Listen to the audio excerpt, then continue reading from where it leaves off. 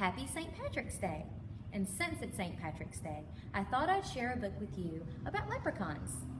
The title is The Luckiest Leprechaun, a tail-wagging tale of friendship. Written by Justine Corman, illustrated by Denise Brunkus. Mackenzie O'Shamrock at your service, but you can call me Mac. I'm a leprechaun, and I don't care if you believe in me or not. Get too close and I'll show you who's real with my hammer. I may be small, but we leprechauns are not to be trifled with.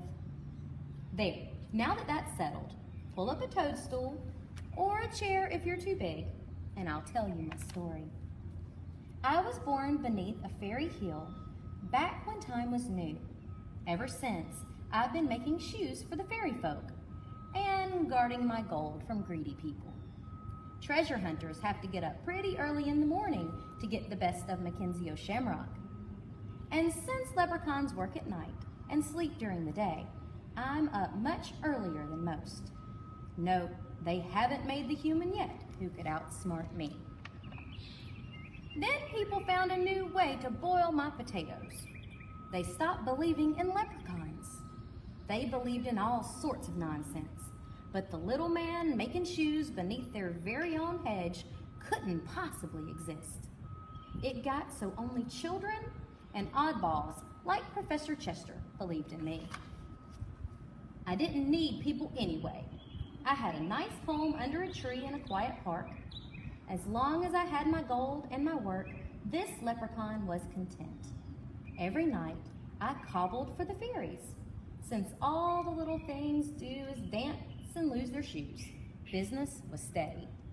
Every morning, I'd pack away my tools and curl up in my cozy bed.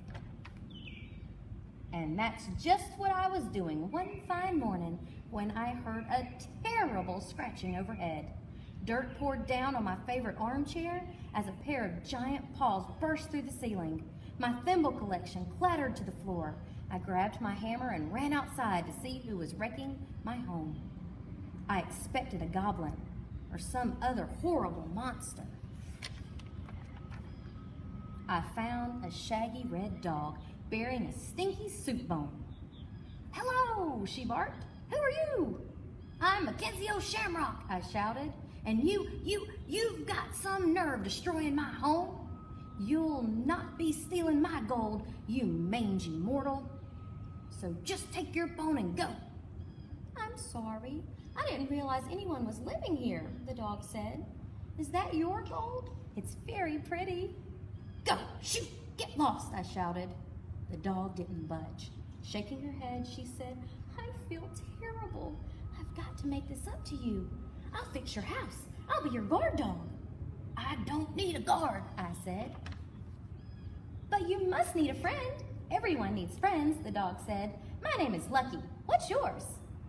That made me even madder. "Mackenzie O'Shamrock," I yelled.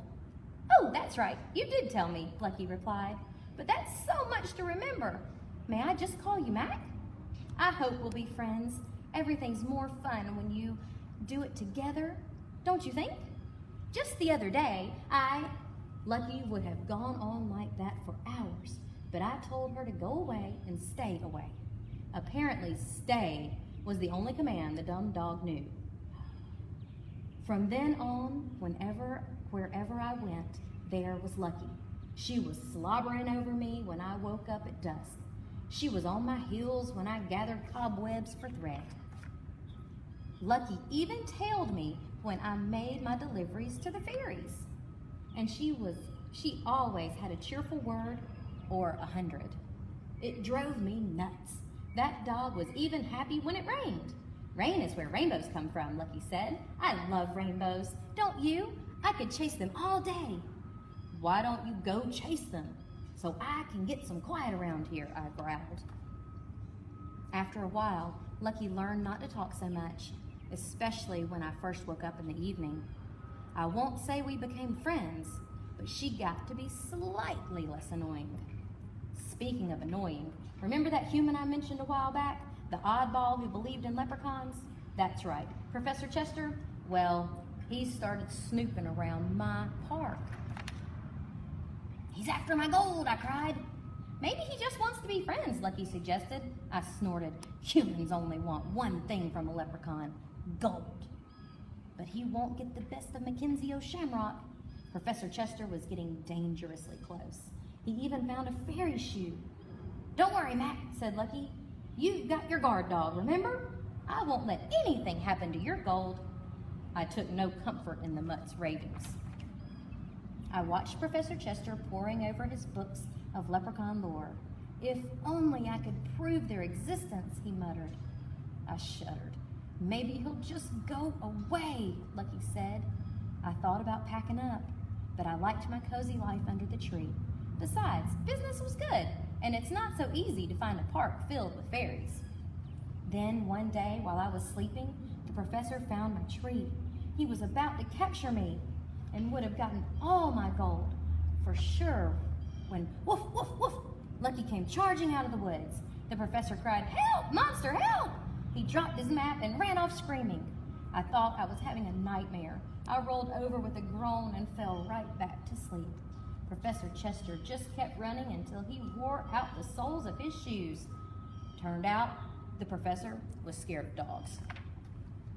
That evening, I woke up feeling something was wrong. For one thing, the dumb dog wasn't licking my face. Suddenly, with a jerk, I remembered the nightmare. I checked for my gold in all my secret hiding places. It was gone, and so was Lucky.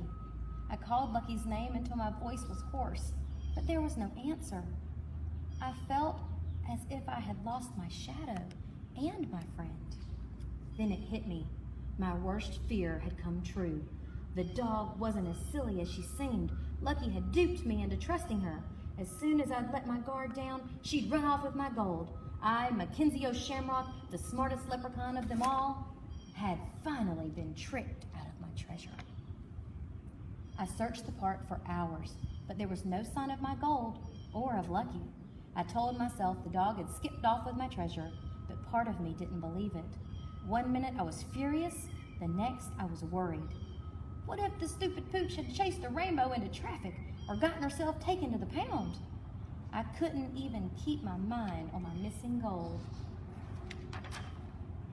By dawn, I was the saddest leprechaun in the world.